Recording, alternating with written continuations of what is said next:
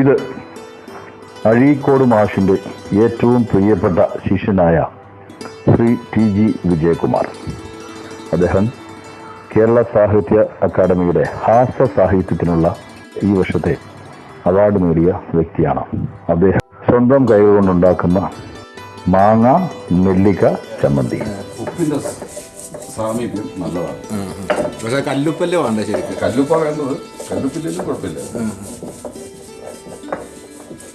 ഈ വത്തലുമുളക് എത്ര വത്തലുമുളക് 2-3 ആവാം. ഇപ്പം നമ്മൾ അത്യാവശ്യം കാന്താരി മുളക് ഉള്ളതുകൊണ്ട് പത്തലുമുളകിൻ്റെ എണ്ണം കുറച്ചു.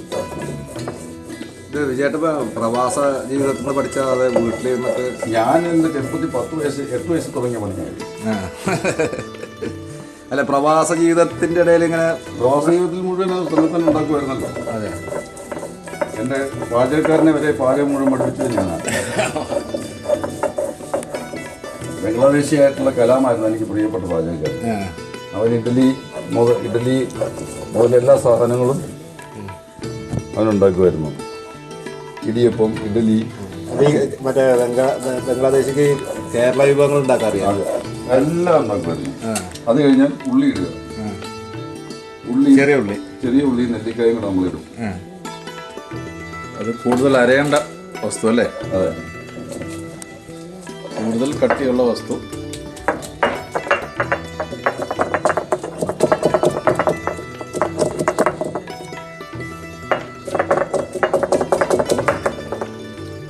ഇതിലൊരു കൈപ്പുണ്യം എന്ന് പറയുന്ന ഒരു സംഭവം ഉണ്ടോ? തീർച്ചയായിട്ടും ഉണ്ട്. അത് മനോധർമ്മമാണ്. ചേരുണ്ടത് ചേരുമ്പടി ചേർക്കുക എന്നുള്ള മനോധർമ്മം ഉപയോഗിക്കുമ്പോഴാണ് കൈപ്പുണ്യമായിട്ട് മാറുന്നത്. അല്ലാതെ നാളും പേരും വെച്ചിട്ട് നല്ലതും ചീത്തയാകുകയില്ല. കൈപ്പുണ്യം എന്ന് പറയുന്നത് അതിനോടുള്ളൊരു താല്പര്യമാണ്. ഇല്ലല്ലോ. അതിൻ്റെ കാരണം എന്താണെന്ന് വെച്ച് കഴിഞ്ഞാൽ അവർ ഇപ്പോഴത്തേത് നമുക്ക് ആളുകൾക്ക് സെർവ് ചെയ്യാൻ വേണ്ടി ഉണ്ടാക്കുന്നുള്ളതേ ഉള്ളൂ. പണ്ടങ്ങനെയല്ല, ഉണ്ടാക്കുന്ന ഭക്ഷണം നല്ലതാണെന്ന് പറയിപ്പിക്കാൻ വേണ്ടി, അംഗീകാരം കിട്ടാൻ വേണ്ടിയും അവരുടെ മനസ്സുകൊണ്ട് ഉണ്ടാക്കുന്നതാണ്. വിപണിയിൽ കിട്ടുന്ന കൃത്രിമമായ ഉപയോഗിച്ചാൽ മാത്രമേ ഉണ്ടാവുള്ളൂ എന്നുള്ള അഭിപ്രായമുണ്ടോ? അങ്ങനെ ഒരു അഭിപ്രായമില്ല. നമ്മുടെ നാട്ടിൽ കിട്ടുന്ന സാധാരണ എല്ലാ ഒരു സാധാരണക്കാരുടെ വീട്ടിലുള്ള സാധനങ്ങൾ വെച്ചിട്ട് ഒരുപാട് സാധനങ്ങൾ ഉണ്ടാക്കാമല്ലോ. അങ്ങനെ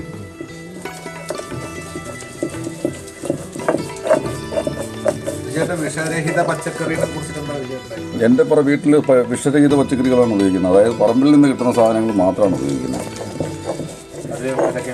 കെമിക്കലായിട്ടുള്ള കൈതച്ചക്ക പോലും നമ്മൾ വെളിയിൽ നിന്ന് മേടിക്കാറില്ല. ഇനി തേങ്ങ ഒരു മുറി അരമുറിയുടെ പകുതി അതിന് കൂട്ടി അരക്കണം. അതെ.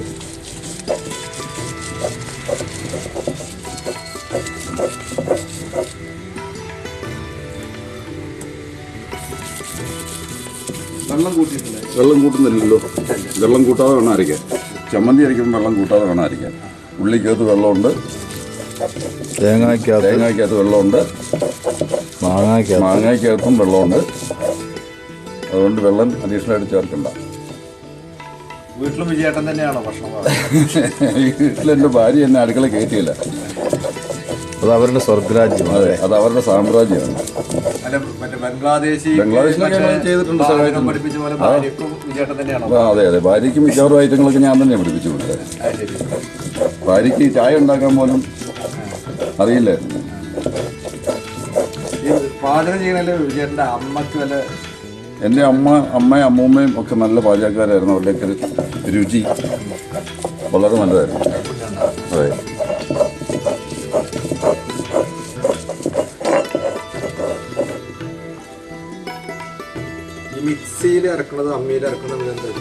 മിക്സിയിലരയ്ക്കുമ്പോൾ അതിനൊരു പ്രത്യേക ടേസ്റ്റ് വരും. അത് നന്നായിട്ട് അരയും. ഓരോ സാധനവും അതിൻ്റെ അരവിൻ്റെ പാകം അനുസരിച്ച് അരച്ചെടുക്കാൻ നമുക്ക്. ഇപ്പോൾ കണ്ടില്ലേ, നമ്മൾ ഓരോ സാധനവും കൃത്യമായിട്ട് പ്രത്യേകം അരച്ച് അവസാനം അത് മിക്സ് ചെയ്യാണ്. മറ്റേതെല്ലാം കൂടെ ഒറ്റയ്ക്ക് അടിയാണ്. മൺകലമാണ് എപ്പോഴും രുചി, അല്ലെങ്കിൽ ചെമ്പുകലം. കാരണം പഴയ കാലത്ത് ചെമ്പുകലമാണല്ലോ. അതെ, കാരണം ചെമ്പിനകത്തുള്ളൊരു സാധനം ഒരു പരിധി വരെ നമുക്ക് ശരീരത്തിന് നല്ലതാണ്. ആൻറ്റിബയോട്ടിക് പോലെ നമുക്ക് പ്രതിരോധശേഷി കൂട്ടുന്ന ഒരു ഏർപ്പാടാണ് ചെമ്പിനകത്ത് ഉള്ള പാചകം.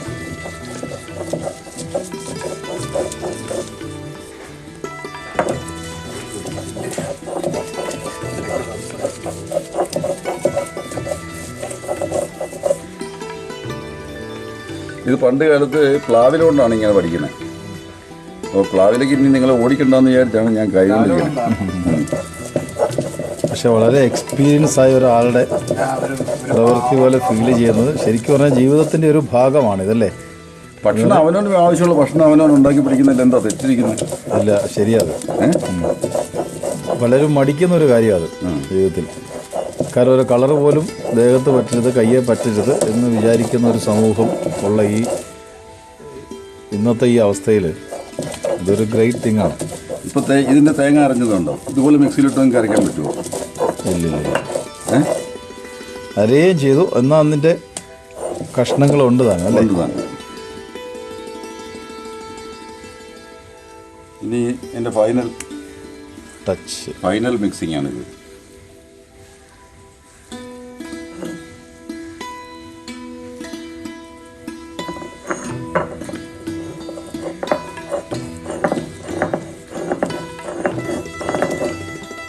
ഇനി മാങ്ങ ഇടുക.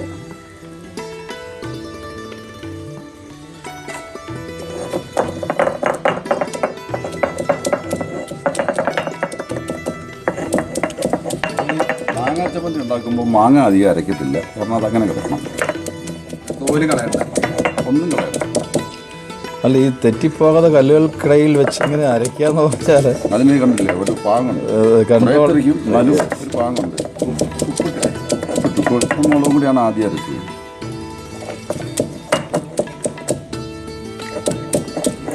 ഈ അരക്കുന്നതിന്റെ ഭാഗമായിട്ട് ശരീരത്തിന് വല്ല എക്സസൈസ് കൈയുടെ എക്സസൈസ് വളരെ കേമമാണ്. കാരണം കയ്യിലുള്ള ഞരമ്പുകൾ ഹൃദയത്തിലേക്ക് ഡയറക്റ്റ് പോകുന്ന ഒന്നാണ്. അതിൻ്റെ ഏറ്റവും നല്ല എക്സസൈസാണ് അരക്കല്. ഇന്ന് സ്ത്രീകൾ ചെയ്യാത്തൊരു പണിയാണ്, പല സ്ത്രീകൾക്കും അറിയാത്തൊരു പണിയാണ് അല്ലേ? അതേക്കുറിച്ച് എന്ന് പറയുന്നു. ഇതുണ്ടോ, സ്ത്രീകൾക്ക് അറിയാൻ പറ്റുന്ന പണിയല്ല, സ്ത്രീകൾക്ക് മടിയാണ്. സ്ത്രീകൾ പൊതുവെ എല്ലാവരും രാജകുമാരിയെ പോലെ ജീവിക്കാനാണ് ആഗ്രഹിക്കുന്നത്. എങ്ങനെയാണ് രാജകുമാരി ജീവിക്കുന്നത്? ഒരു പണിയും ചെയ്യാതെ എല്ലാ പണിയും തോഴിമാരെ കൊണ്ട് ചെയ്യിച്ച് ജീവിക്കുക. അതാണല്ലോ അതിൻ്റെ അർത്ഥം. ചുമ്മാ ആയിരുന്നു തിന്നാം. അതെ, അതാണല്ലോ ഇപ്പോൾ ഈ നാടുകളിൽ പാക്കറ്റ് മസാലകൾ.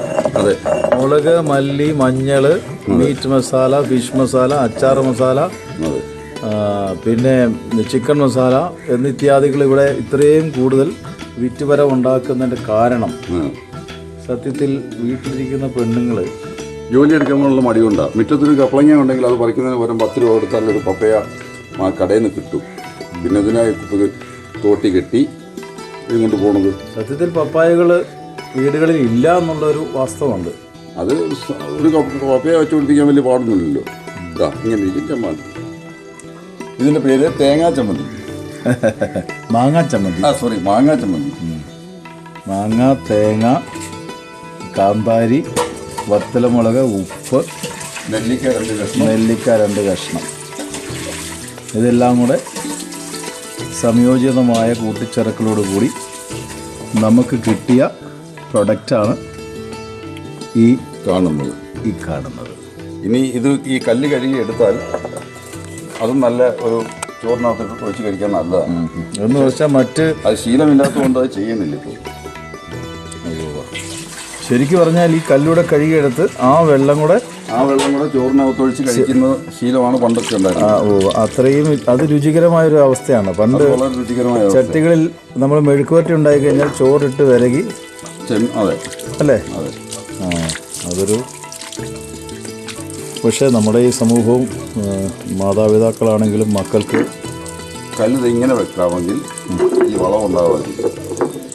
ഇങ്ങനെ വെക്കണം അല്ലേ?